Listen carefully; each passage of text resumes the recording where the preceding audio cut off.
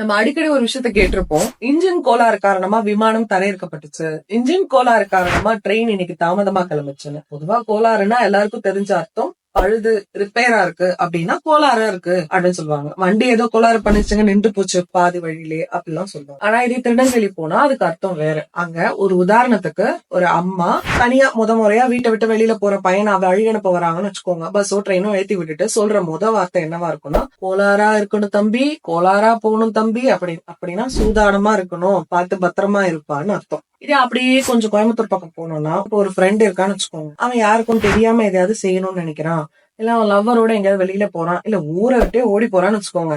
அவன் ஃப்ரெண்டு அவனுக்கு என்ன சொல்ற அட்வைஸ் என்னன்னா, கோளாறா போகணும்டா அப்படின்னு.